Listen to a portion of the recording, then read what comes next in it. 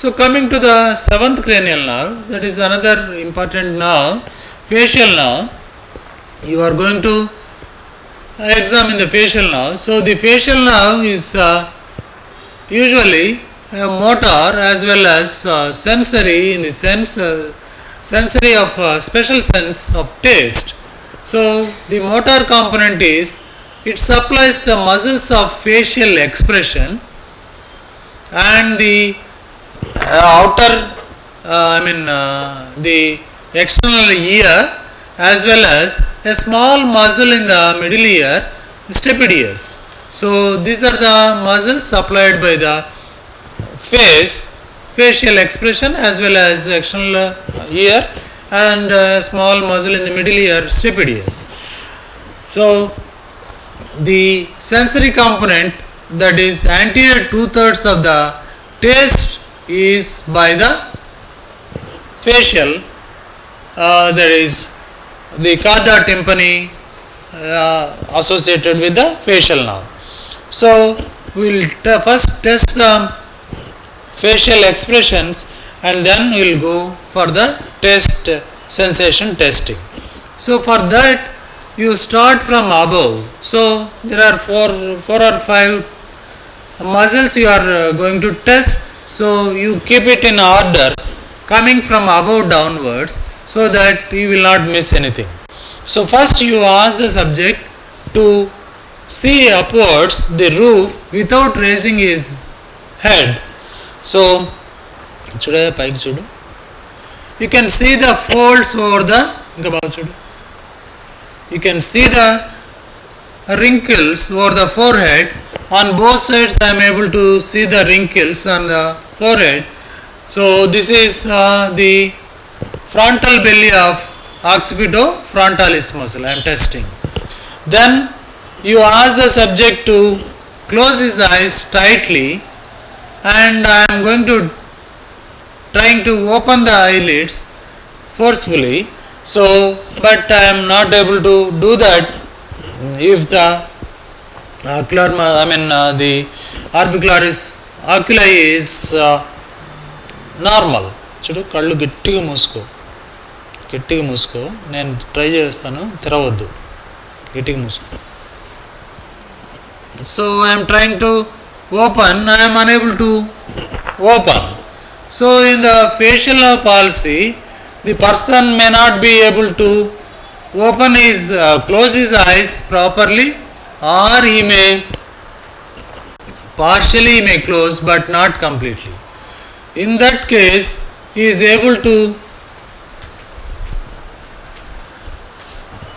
if it is partially closed then or completely opened, on that side you can see another phenomenon called the uprolling of eyeball. So the eyeball will roll upwards, that is called Bell's phenomenon. That is a normal phenomenon where even if we close eyes the eyeball will roll upwards, but because it is closed you cannot see that change.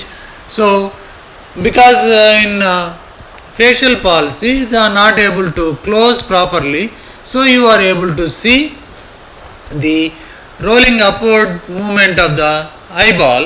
So that is called Bell's phenomenon. So there are two confusing words here. One is Bell's phenomenon, which I described now.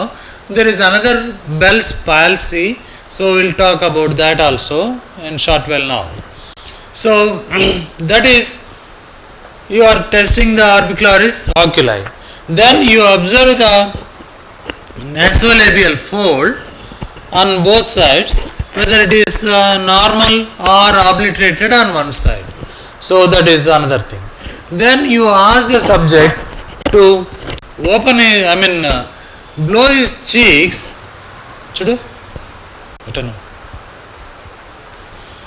So I am pressing over the cheeks, blown cheeks. If it is normal, air will not come out from the mouth. If it is paralyzed on one side, and from that side it will air will escape easily. So that is buccinator. I am testing the buccinator.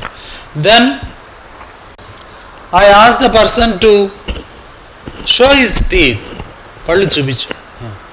So I am observing the angle of mouth, whether there is any deviation of the angle of the mouth onto one side.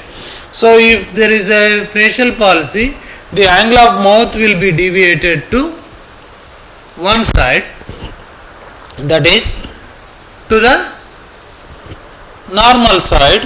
The deviation is towards the normal side. And then I will ask him to purse his lips or whistle. చూడు ఎట్టన్నా పెట్టు, లేకుంటే whistle వేస్తావా, అటు కాదు purse లాగా అటు పెట్టు, అటు కాదు అటు పెట్టు. So this is పర్సింగ్ the lips. We are testing the orbicularis oris as well as buccinator. So or you ask him to whistle, these two muscles are tested. Then you ask him to clench the teeth so that you are seeing the platysma. Platysma is a thin muscle over the neck here. So when he clenches his teeth, you are seeing the contracted platysma. Gettiga pallu koruko.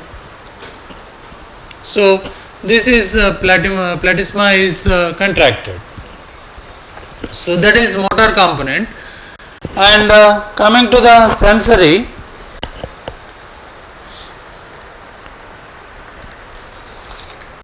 that is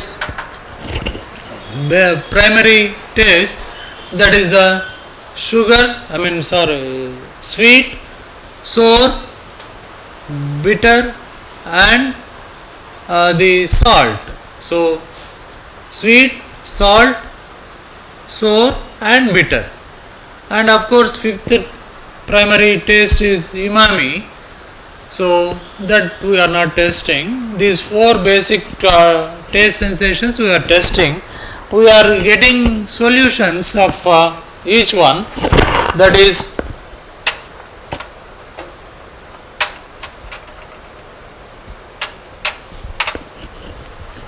so we have sugar solution, and you have the sodium chloride for salt, and you have the citric acid for the sour, and magnesium chloride for or quinine also you can use for bitter. So always remember, don't test bitter taste in the beginning. So you do it one by one. So take a swab and you dip it and keep it over the tongue. Before that you instruct the subject to open his mouth and చూడు నువ్వు నాలుగు బయట పెట్టు, నేను చెప్పేంత వరకు close చేయకూడదు. ఏమి టేస్టో ఇది నువ్వు ఇప్పుడు ఒకటి అంటే షుగర్ అయితే ఒకటి అని చూపించు, సాల్ట్ అయితే 2 అని చెప్పు, పులుపుగా ఉంటే 3 అని చెప్పు, చేదుగా ఉంటే 4 అని చెప్పు. ఏమేమి చెప్తావు? షుగరు 1, సాల్ట్ 2, పులుపు 3, 4, చేదైతే. So you taste each side separately.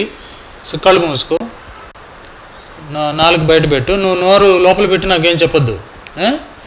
నేను చెప్పేంత వరకు నోరు 4 లోపల పెట్టకూడదు. తెరిచి ఉండే నువ్వు చేతులతో ఎన్ని నెంబర్ అయితే అని చెప్పు. తెరు.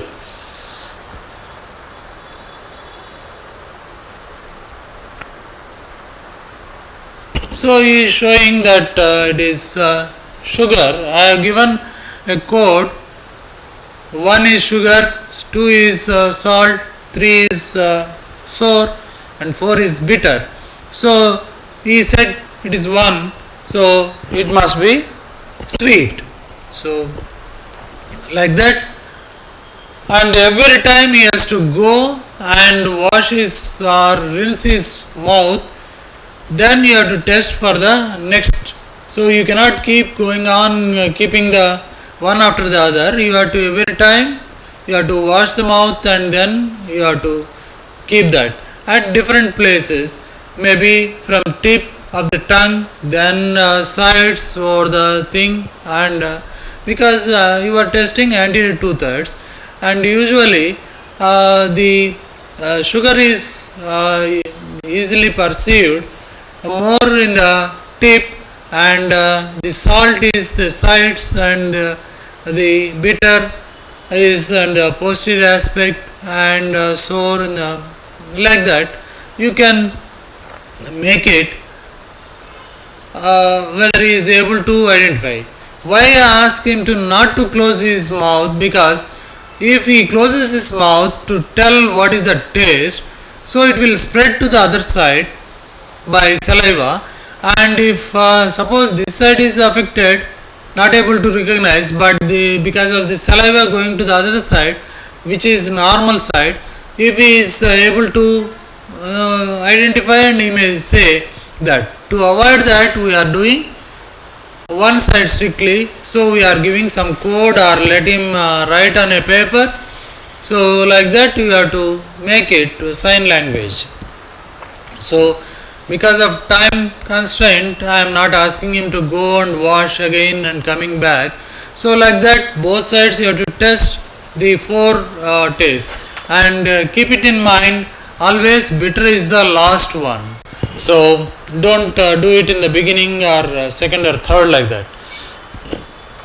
So that is the taste sensation. We will talk about the facial nerve palsy, the upper motor neuron and the lower motor neuron, or supranuclear and infranuclear. So the supranuclear, that is the cortex, is having the representation from the nucleus above. It is bilaterally represented.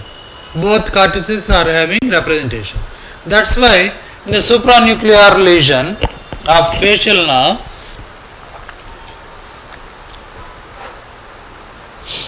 the upper part is spared, because the upper part of the face, that is the forehead, that is occipitofrontalis, and the eye muscles, that is orbicularis oculi, they are not affected in the supranuclear. That's why in this diagram you are seeing only the changes below this level. Here it is normal. You are seeing the wrinkles on both sides.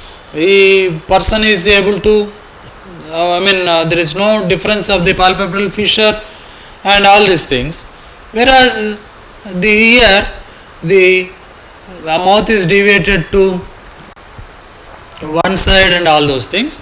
And coming to this one, this is lower motor neuron lesion or infranuclear type of lesion, where the below this level the muscles are representing only one side, or otherwise the final common pathway. So infranuclear means the facial nerve, there is a common pathway. So either it is lesion, all the muscles will be affected. So one half of the face is affected. So you can see there is no wrinkles here, this side, not able to close his eye, the eyeball is rolled upwards, the palpebral fissure is obliterated, the mouth is angle is deviated to the normal side. So this is normal side, able to close his eyes, you are seeing wrinkles, the nasolabial fold is normal, all these things you are able to identify. So here nasolabial fold is obliterated and the mouth is deviated to the right side. Type of facial palsy, we call it as Bell's palsy. In Bell's palsy, infranuclear type of lesion with etiology not known or maybe viral. So probably viral, but not definitely known. That only we call it as Bell's palsy. You cannot loosely use Bell's palsy for all facial palsies. So facial palsy of lower motor neuron type with etiology, the cause of the disease may not be knowing definitely. In that case, we call it as Bell's palsy. So, that is in that lower motor neuron. Sometimes, if the as I said, the half of the face is affected. So that is seventh nerve. Coming to the eighth nerve, so that is vestibulocochlear. As all of you know, the vestibular part and cochlear part. Vestibular part balance and equilibrium, and the cochlear about hearing. So here we are not testing the vestibular component. At the most we will ask the history whether the person is having any nystagmus, that is again the jerky movements, or vertigo, reeling sensation. So reeling sensation, false feeling of rotation, that is called vertigo. So that indicates the vestibular disturbances. So for testing the vestibular component, you have to do usually two tests. One is calorie test, and the other one is rotation chair test. So those things we are not doing here. We are confining to the cochlear part, that is the hearing. So for hearing, there are 3 or 4 tests usually we do. One is the wristwatch test. The second one is the tuning fork test. The third one is the audiometry. Fourth one is the brainstem auditory evoked potentials, BAEP. So that is a sophisticated investigation. We are most of the centers may not be having, but audiometry, wherever there is ENT department, they usually do the audiometry. And brainstem auditory evoked potentials in specified centers only they do. So easy tests, one is watch test. These are crude tests, or not a very specific test, very sensitive test. So it's a crude.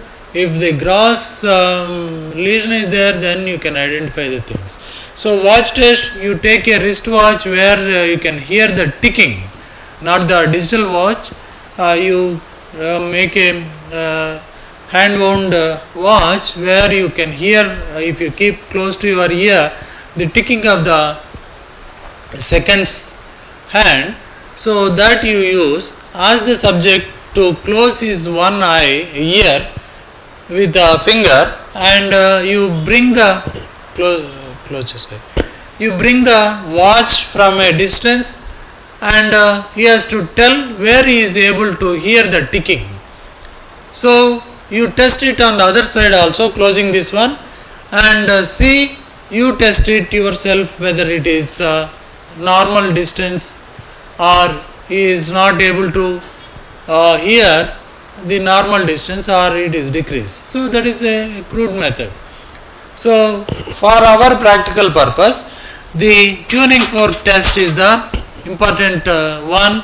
So we use the tuning fork of usually higher frequency tuning forks we use for this tuning fork test, that is 512 frequency, 512 cycles per second frequency, hertz, 512 hertz. So this is lower frequency 128. For vibration sense you are testing with lower frequency, because at higher frequency the sound is more prominent than the vibrations. So that's why we use higher frequency for testing the sound. Here we are doing 3 tests. One is Rinne's test, the other one is Weber's test, third one is Schwabach's test in tuning fork test. So what you have to do, you are comparing, in Rinne's test you are comparing the air conduction with the bone conduction. So which is better? In normal individual, air conduction is better than the bone conduction. For that we will vibrate the tuning fork. So for vibrating tuning fork, you hit over your hypothenar eminence or over your thigh. Suppose if it is not vibrating, don't hit over the hard surface, better like this. Small things may not be vibrate with hitting over that. You can take this one, the rubber of the knee hammer, and you can test it, vibrate the tuning fork. So these are the blades, vibrating blades. This is the stem, this is the base. So always you hold with your thumb and index finger over the stem portion, never touch the vibrating blades. So don't bring your fingers over the blades, always you hold it like this, you vibrate and keep it over the mastered process. చూడు నేను ఇక్కడ పెడతాను, పెట్టిన తర్వాత ఈ sound ఎప్పుడు ఆగిపోయిందో అప్పుడు నాకు చేతితో ఇట్లా చూపించు, నేను చెవు ముందర పెడతాను. ఇప్పుడు వినపడుతుందో లేదు చెప్పాలా, అర్థమైందా? ముందు ఇక్కడ పెడతాను, ఆగిపోయింది అన్న తర్వాత నేను ఇక్కడ ముందర తీసుకొచ్చి పెడతా, అప్పుడు వినపడుతుందో లేదు చెప్పు.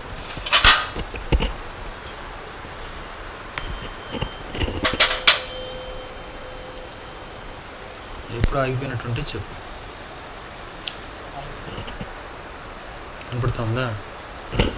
So when I keep over his mastered process, he is able to perceive the vibrations, and he told that it is stopped. At one point of time he told it is stopped. Then immediately I brought it in front of his ear. He is able to hear the sound. That means his air conduction is better than the bone conduction. Similarly, I will do on the other side of the ear. I will test which conduction is better. On either ear you have to test it. Suppose if it is a normal ear, your air conduction is better than the bone conduction. He is able to hear in a normal individual. Suppose conductive deafness, he is not able to hear after stoppage of vibrations over the master process. If you bring it over the ear, he is unable to say, I am not hearing anything when you keep in front of my ear. That means bone conduction is better than the air conduction. That is, if you see, that indicates conductive deafness. Suppose when there is a nerve deafness, sensory neural deafness, he is not able to hear any sound if the nerve deafness is complete. But in partial nerve deafness, he is able to hear with air conduction is better than bone conduction. So in Rennie's test, three things you can deduce. One is whether the ear is normal hearing, or whether it is any conductive deafness, or any partial nerve deafness. So these things, in partial nerve deafness as well as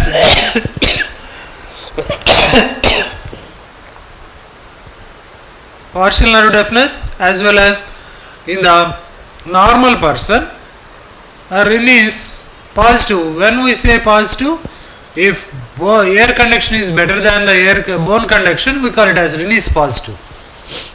This point also you should remember clearly. So Rennie is positive is normal or partial nerve deafness.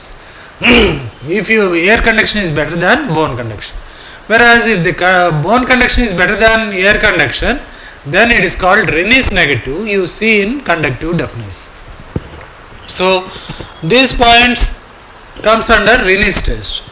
Coming to the Weber's test, so here you are testing both ears simultaneously, comparing the bone conduction alone. So you vibrate the tuning fork. చూడు ఇక్కడ పెడతాను, రెండు వైపులా ఒకటే విధంగా ఉందా, ఒకవైపు బాగా వినపడతా ఉందా, ఒకవైపు లేదా అని చెప్పాలి.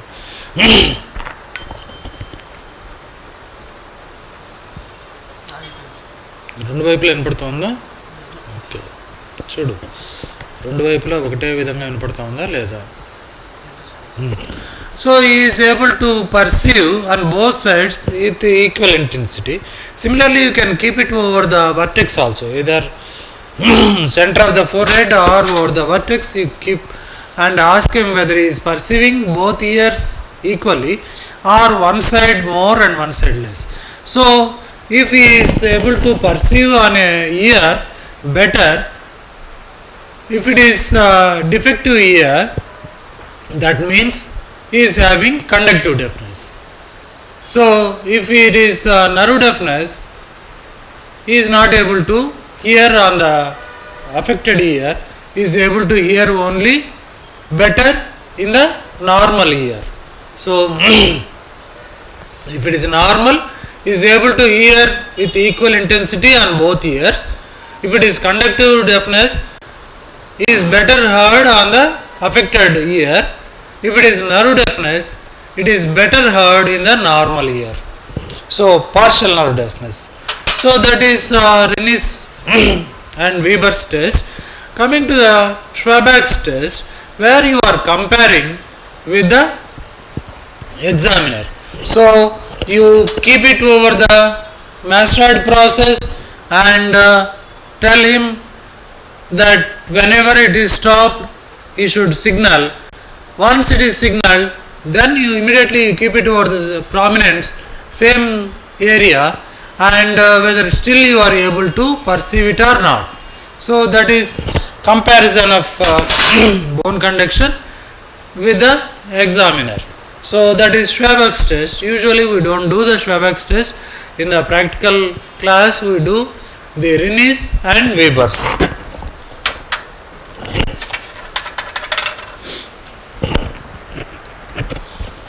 Over that normal right and left equal, conduction deafness, disease size is better than normal, nerve deafness, normal side is better than the disease side. So here the Schwabach's test, this is the thing, and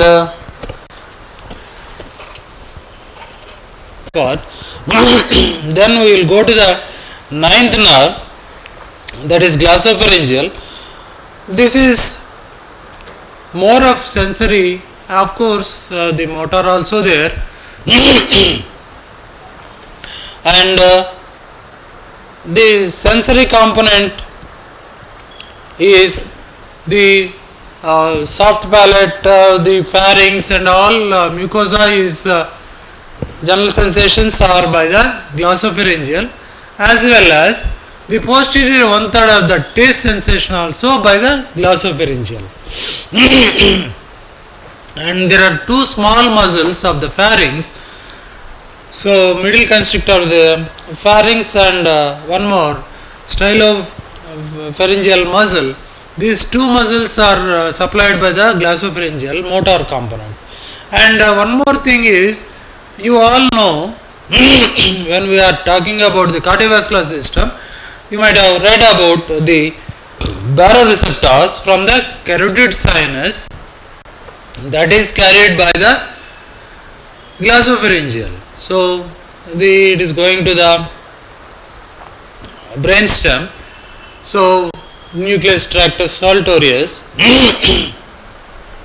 that is from the by the glossopharyngeal. So those things here in this experiment we are testing the gag reflex. It is called gag reflex. You ask the subject to open his mouth and you take a small swab, throat swab. So you depress the tongue with a tongue depressor. I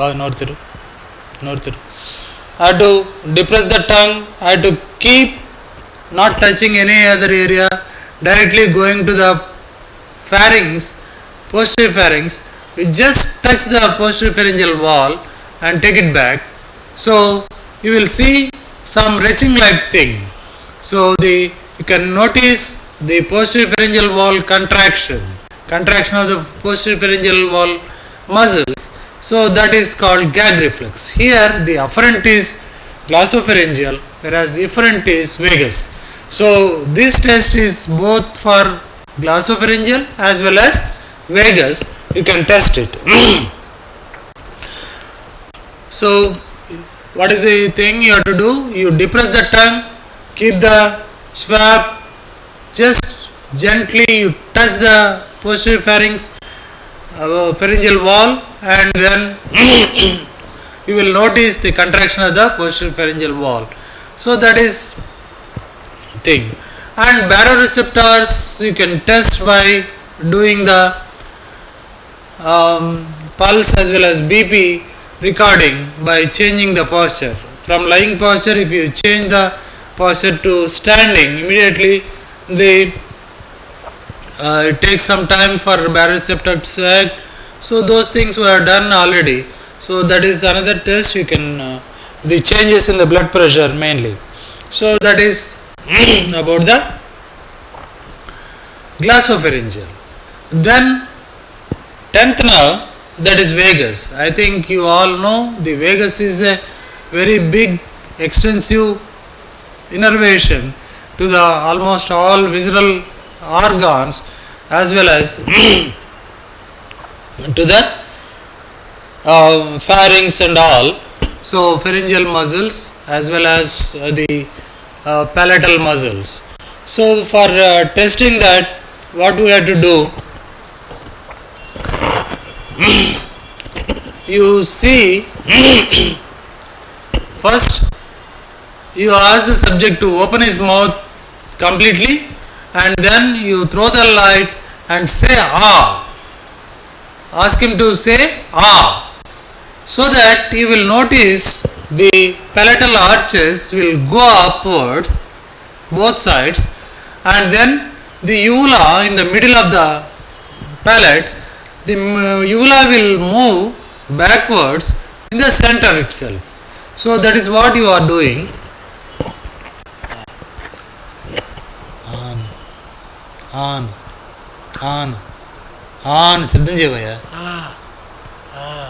So I can see the uvula is going up and backwards, and the palatal arches both at the same level and moving upwards at the same height. So in vagus nerve palsy, suppose one side it is paralyzed, the arch of on that side will come down, becomes flattened, and may not be noticed any movements on that side. And uvula is deviated. When you say ah, uvula is deviated to the normal side. So you must observe these deviations in examination of cranial nerve, where all you are getting deviations of a particular part, and whether it is moving towards the normal side or towards the affected side. So I will conclude at the end where we are seeing all these deviations and which side it is moving, right? After that, of course gag reflex already mentioned in the glossopharyngeal, so you have to do this test is both for testing the glossopharyngeal as well as vagus. So the efferent is vagus, afferent is glossopharyngeal. I just forgot to mention about the glossopharyngeal while examining.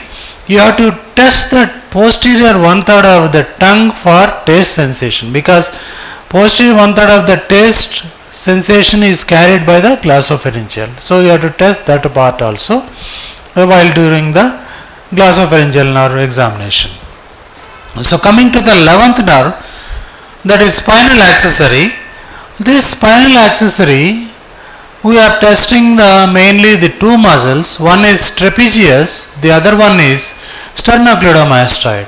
For testing the trapezius, the examiner has to go stand on the back side of the subject, ask him to shrug his shoulders. Chudu? Ilaga. Tanala. Gettiga. So he is able to do shrugging, no paralysis of trapezius. And the next muscle is sternocleidomastoid. So you keep your hand over one side and ask him to move your hand and see the opposite side, the sternocleidomastoid. So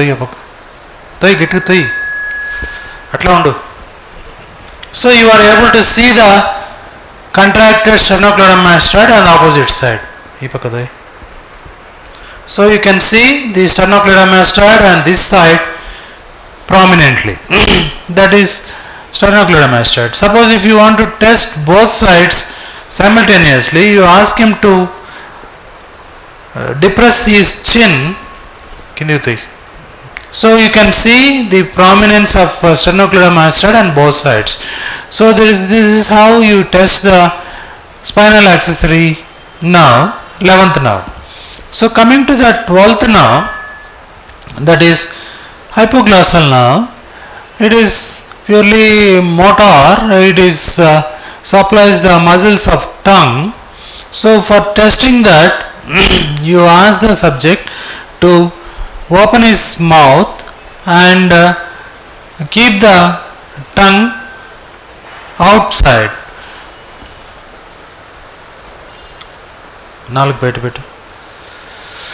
So you observe the median raphe, whether it is in the center or whether it is deviated to one side, any concavity towards one side, or whether the tongue is deviated to one side. Here, if the tongue is deviated to one side, that is usually the genoglossus muscle, both sides, it tries to push the tongue towards the midline. So both are equal strength, tongue is in midline. Suppose one side it is weak, this side weak, when this muscle is unopposedly pushing, so tongue will deviate to the affected side. Here deviation is to the affected side, whereas in the vagus you have seen the deviation to the normal side. Here it is to the affected side, because if you know the genoglossus action, it is pushing to the midline. So if both are equal, it will be in the midline. If it is one is weak, so the other unopposite thing will push to the opposite side. So that is one thing. And then you ask him to keep his tongue over the cheek like this.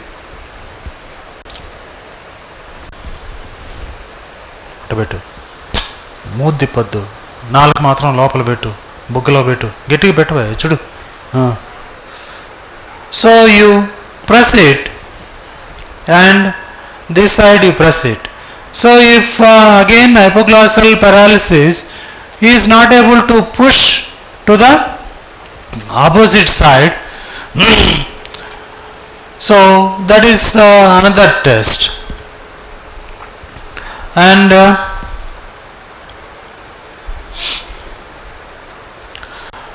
one more thing in the hypoglossal also, like 7th cranial nerve, you have to see whether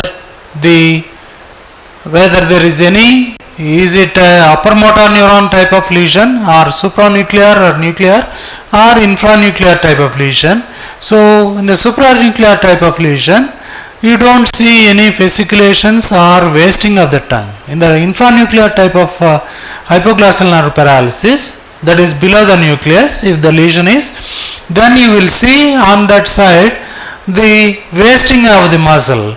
So the muscle is wasted, and you can see the fasciculations and all the twitchings and fasciculations on that side, a typical of lower motor neuron type of lesion finding.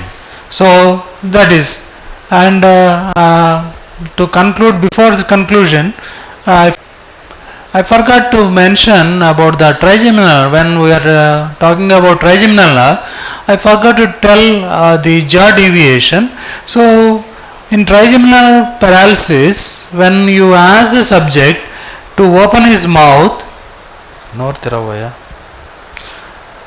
when he has to open his mouth, so the jaw will be deviated to the affected side, because the jaw is kept at midline because of the opposing action of the lateral pterygoid muscles. So one is weak, then the normal lateral pterygoid which will push the jaw towards the affected side beyond the midline. So now we can conclude where all we are seeing these deviations. So one is trigeminal nerve, where the deviation is jaw deviation towards the affected side. So coming to the seventh cranial nerve, so the angle of mouth is deviated to the normal side. So next is the vagus nerve, where it is deviated to the normal side. The uvula will be deviated to the normal side. And coming to the hypoglossal, the tongue is deviated to the affected side. So with this we will conclude. So the remaining portion, that is applied aspects, we will talk in separate. Actually we have to discuss in continuation of this, where as and where it is mentioned, the clinical examination. Because lack of time, I am just closing this session here. I will meet again.